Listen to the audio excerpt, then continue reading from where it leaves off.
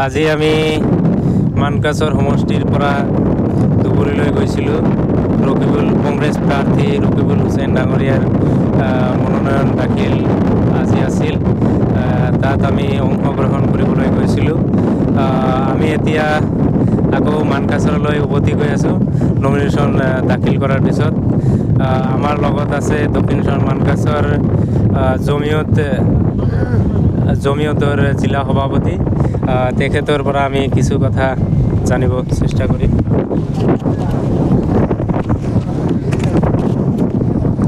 কওক। আজি মই আপুনি যিটো মোক সুধিলে, আজি আমাৰ 2 নং লোকসভা ধুবুৰী যিটো আমাৰ ৰকিবুল হুছেইন ডাঙৰীয়াৰ মনোনয়ন পত্ৰ আমি দাখিল কৰিলোঁ।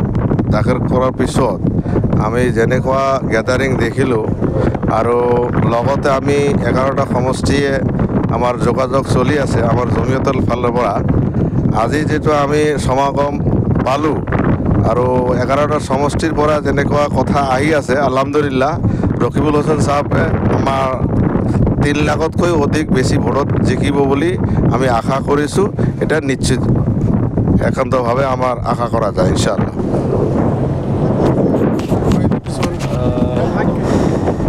আমাৰ মানকাছৰ সমষ্টিৰ যুৱ কংগ্ৰেছৰ প্ৰাক্তন সভাপতি তথা কালাপানী সমবায় সমিতিৰ প্ৰাক্তন চেয়াৰমেন সাজিবুল হাছান ডাঙৰীয়া আছে। তেখেতেও কি কয় আমি শুনো।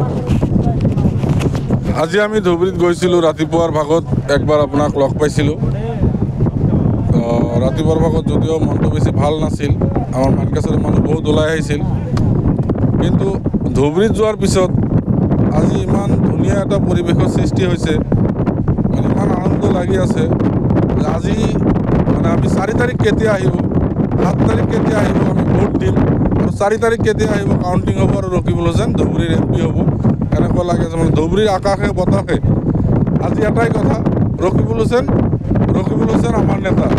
মানে ধুবুৰীৰ ৰাইজে আজমলক প্ৰত্যাখ্যান কৰিছে আৰু ৰকিবুল হুছেইনক এইবাৰ ধুবুৰীৰ পৰা MP বনাই দিল্লীলৈ পঠাব। আমাৰ টাইগাৰ MP হ'ব এইবাৰ। ধুবুৰীৰ ৰাইজে এইটো অলৰেডি সিদ্ধান্ত লৈছে, আৰু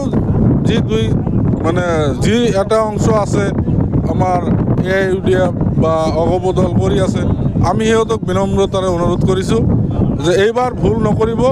এইবাৰ সকলোৱে মিলি কংগ্ৰেছৰ প্ৰাৰ্থী ৰকিবুল হুছেইন ডাঙৰীয়াক যিমান বেছি ভোট দি আমি দিল্লীত পঠাব পাৰিম। এইবাৰ দিল্লীত চৰকাৰ আহিব, আমাৰ ইণ্ডিয়াজোৰৰ চৰকাৰ আহিব। আপোনালোকে দক্ষিণ ভাৰতৰ খবৰ লওক, দক্ষিণ ভাৰত BJP চাফা হৈ গৈছে।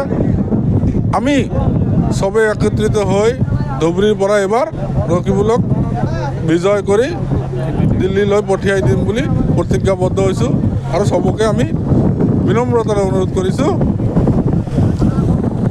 আৰু আজমল ডাঙৰীয়াৰ বয়সো হৈছে, তাৰ এগেইনষ্টত কথা কোৱাৰ মানে আমাৰ হেৰিও নাই, কিন্তু তথাপিও ক'ব লাগিব 15 বছৰ আমাৰ ধুবুৰী শাসন কৰিছে।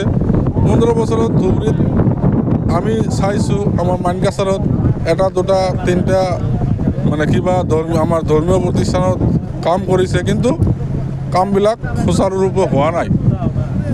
যদিও 2-4টা কৰিছে, কিন্তু তেনেকুৱা সিমান সৰু কাম।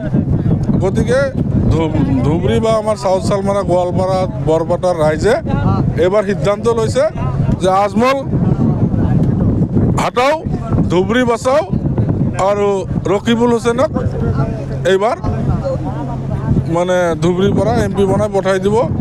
আৰু আজি ধুবুৰীত ইমান মানুহ হৈছে, আজমল যেতিয়া প্ৰথমবাৰ আহিছিল ধুবুৰীত, আমাৰ ধুবুৰী লোকসভাত যেতিয়া প্ৰথমবাৰ কেণ্ডিডেট হৈ আহিছিল, তেতিয়া যিখিনি মানুহ হৈছিল, মানুহৰ যিটো উৎসাহ আছিল, সেই উৎসাহটো আকৌ আজি জাগিছে ৰাইজৰ মাজত। মানে ধুবুৰীত যিবিলাক মানুহ আহিছে আজি, সিহঁতৰ লগত খবৰ ল'ব বা নিউজত চাব যে কিমান মানুহ আহিছে। আমাৰ চাউথ চালমাৰৰ পৰাতো নগণ্য অলপ মানুহ আহিছে, মানে মানুহ আমি লৈ অহা নাই, আমাৰ কমিউনিকেশ্যন বেয়া। কিন্তু আমাৰ চাউথ চালমাৰৰ পৰাও ইনশাআল্লাহ এবাৰ ৰকিবুল হুছেইন হায়েষ্ট ভোট পাব।